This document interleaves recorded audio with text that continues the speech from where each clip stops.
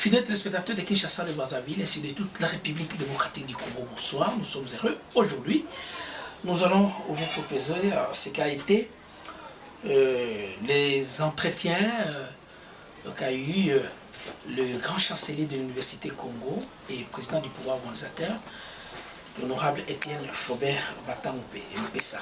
Bien évidemment, il a eu beaucoup d'entretiens, notamment avec les initiateurs de l'Université Congo, les donateurs.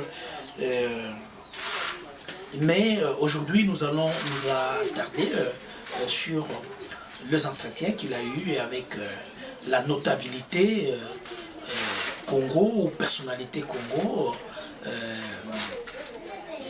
qui ont répondu à son invitation du 26 mai 2018. C'était de 13h à 17h à la Grande Marmite, ex-Lolo, la Crevette, à ma campagne. Je ne vous en dis pas plus, suivez d'abord ces commentaires.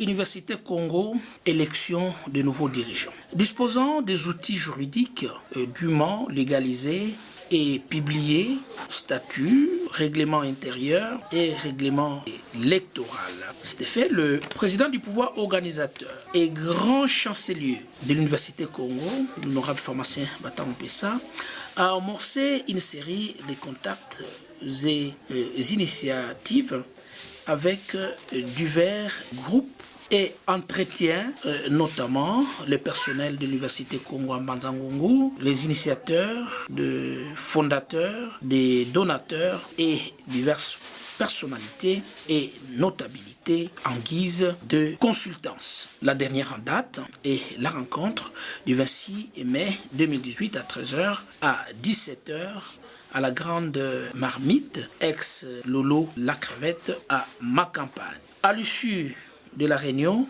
du bureau organisateur de ce lundi 28 mai 2018 dans ces bureaux de Mongafula, 6 place Manadia, le président du pouvoir organisateur a annoncé la tenue de la prochaine assemblée générale extraordinaire du pouvoir organisateur. C'est dimanche 3 juin 2018 à Mbanzangu, selon la décision du bureau de ce 28 mai 2018 pour faire rapport à l'Assemblée et prendre des dispositions et décisions y afférentes. Tous les membres du pouvoir organisateur sont instamment conviés de se trouver à Mbanzangu à la date précitée. À ce qui nous concerne, nous vous faisons vivre les grandes lignes de la rencontre du président du pouvoir organisateur et grand chancelier de l'Université Congo avec des personnalités et notabilités ayant répondu à son invitation. Fait une brève présentation.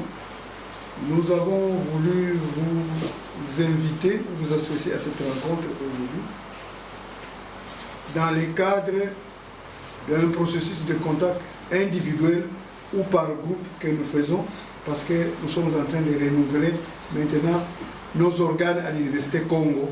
Nous sommes dans le mandat 2013-2018 et nous devons renouveler le comité de gestion, le comité d'administration, le conseil d'administration et les pouvoirs organisateurs que nous représentons ici. Donc, c'est une réunion vraiment de contact, plus de contact. Sentez-vous à l'aise. Si nous n'avons pas connu de retard à la cuisine, en fait, c'est-à-dire c'est nous dans notre tradition, quand on vous appelle, soit pour manger, soit il y a quelque chose. Mais ici, il y a les deux, mais la primauté, c'est que quand on mange ensemble, ça fait plaisir, n'est-ce pas? Donc on a prévu partager un petit quelque chose ensemble, avec vous, ceux qui pouvaient être avec nous. Donc une fois de plus, vous qui êtes venus, soyez les bienvenus et nous vous remercions. Nous n'aurons pas à débattre beaucoup trop de choses ou à faire un débat, mais comme je l'avais dit, l'Université Congo totalise maintenant 28 ans depuis sa création. Nous avons appelé ici les uns pour que nous puissions nous rencontrer, qu'ils apprennent les autres pour dire un petit témoignage parce qu'il a été dans le circuit de cette université à une période donnée durant les 28 ans. C'est pour ça que chacun, en principe, est venu sollicité par l'un ou l'autre. D'autres ont été prévenus par quelqu'un qui vous soit plus proche. Nous avons dit, soyez, c'est lui qui peut amener quelqu'un, il peut l'amener. Et c'est ce que nous avons fait. À mon côté, il y a le professeur Macial, que nous avons voulu associer ici, en sa qualité d'ancien ou de président honoraire du pouvoir organisateur. En fait, c'est en 2001 que le pouvoir organisateur, depuis 1990, nous avons parcouru près de 11 ans, a été inspiré le pouvoir organisateur pour être au sommet de l'université. Et en 2002, il va être le tout premier président qui va ouvrir ce feu du pouvoir organisateur, qui n'est pas, je dois vous avouer, facile parce que est-ce qu'il a trouvé des structures, qu'est-ce qu'il a trouvé, c'était très compliqué. Mais nous avons voulu qu'il soit présent pour que vous le voyez, pour que peut-être s'il a un mot à dire de ce qu'il a vu, il peut toujours dire. Et nous avons aussi fait appel à deux qui ne sont pas arrivés, ou pas encore arrivés. Il y a le professeur Gamela, qui lui a été le secrétaire de la constituante de l'Université Congo. C'est-à-dire que quand nous arrêtions les statuts que vous avez, regardez les tout premiers statuts qui se trouvent dans les bouquets que vous avez, c'est lui qui était rapporteur pendant toute cette période, c'est le professeur Gamela. Nous avons voulu qu'il soit ici, même s'il ne parlait pas, mais que vous le voyez et que vous sachiez que les choses ont suivi un cheminement. Et nous avons aussi fait appel à un doyen, professeur Malongo, qui souvent reste en Belgique. Pendant qu'il est ici, il devait être avec nous, mais il y a eu un cas de maladie en famille, il n'est pas venu. Lui était le secrétaire, était le rapporteur du groupe des initiateurs de cette université, dont le professeur Martial, un membre de ces initiateurs, était de l'équipe.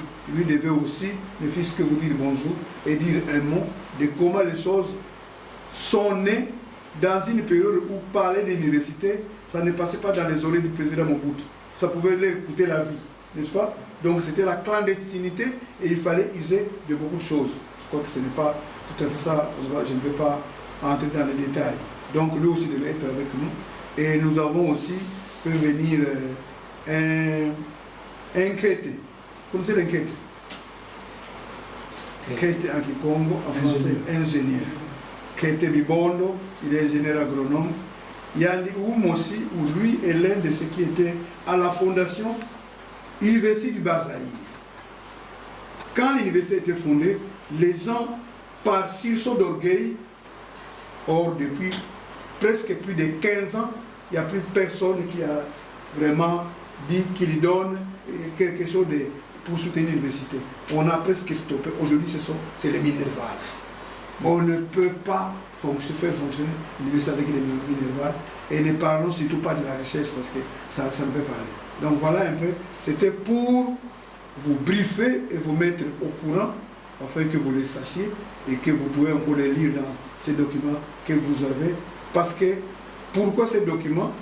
On s'est rendu compte, professeur, que quand nous étions vers la fin d'organiser les élections dont nous parlons maintenant, nous nous sommes rendus compte que quand on voulait légaliser les règlements intérieurs de notre université, qui se retrouve là dans votre document, on était buté à un problème, nous n'étions pas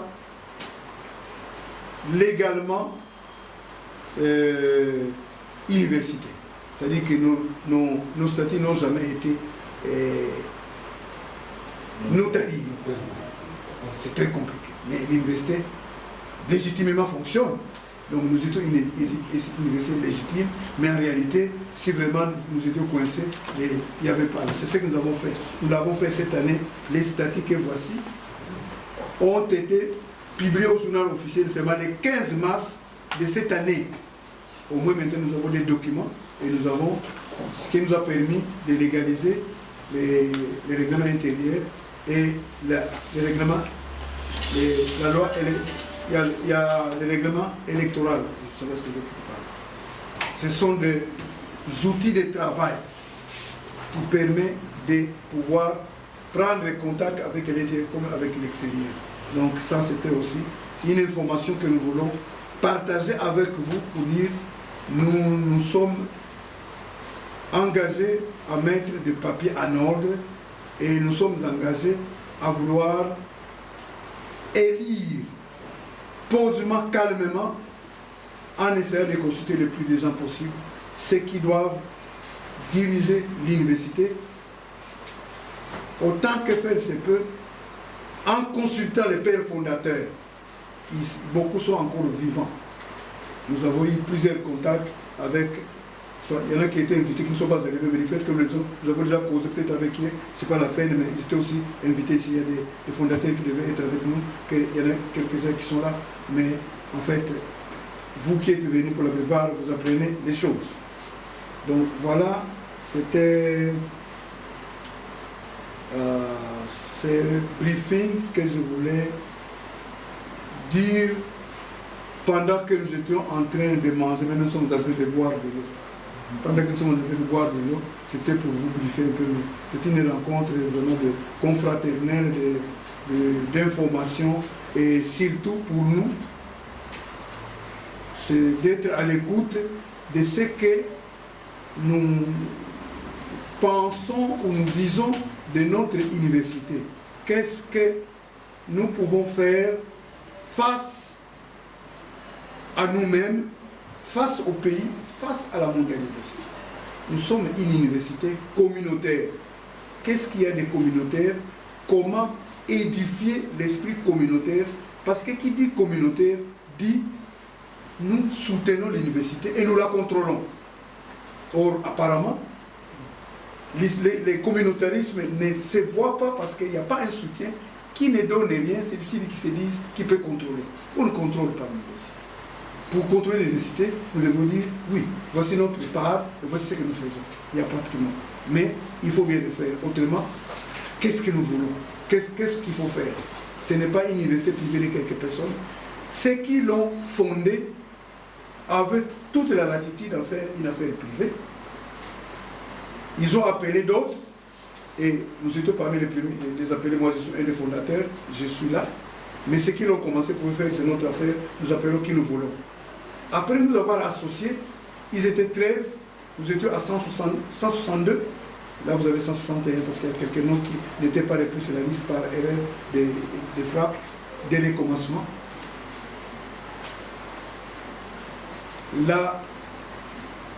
L'ensemble réuni en constituante le 22 juillet 1990 avait dit pour nous l'université, nous la remettons à la communauté Congo.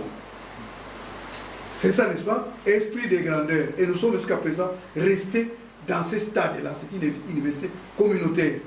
Il peut y avoir des erreurs ou de quoi, c'est à nous de les gérer, mais elle est une université communautaire. Elle appartient à nous tous, à vous, à moi, à chacun de nous et à ceux qui ne sont pas venus. Donc ce n'est pas une propriété d'un individu. Les initiateurs ont appelé d'autres. Nous avons fondé l'université ensemble. Il y a les statuts. Eh bien, les documents que vous avez partent de 1990.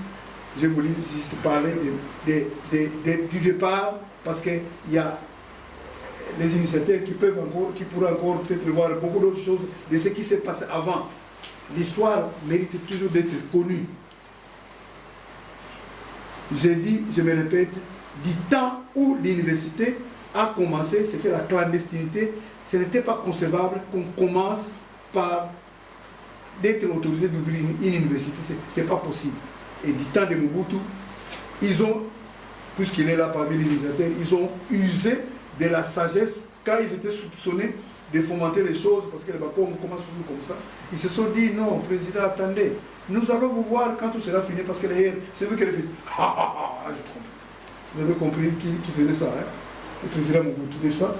Oui. Donc il y a des choses pour lesquelles les gens ont pris des risques. Aujourd'hui, ils ont pris des risques. Mais là, c'était des risques. Ils ont fait quelque chose, nous devons les honorer, nous devons les reconnaître. les noms se retrouvent dans l'ensemble de là, mais il y a des documents où on a et les initiateurs et les fondateurs mis dans des listes. Ils sont des gens à qui nous devons beaucoup de reconnaissance et beaucoup de gratitude. Maintenant, c'est à nous de dire, puisque jusqu'aujourd'hui, sur base des textes que nous avons, l'université appartient à la communauté. Nous devons nous en prévaloir tous, chacun. Personne ne peut se considérer comme secondaire. Non, c'est une université communautaire où nous avons voix au chapitre chacun. Mais avoir voix au chapitre, une fois de plus, c'est lui qui ne peut pas s'investir dans sa chose impossible. Moi, je suis fondateur d'un centre de recherche, le centre de recherche Francis de Louvosi, Serpent, 10 ans avant la naissance de cette université. Mais je veille chaque jour, pratiquement, où que je me trouve, je dois suivre les activités.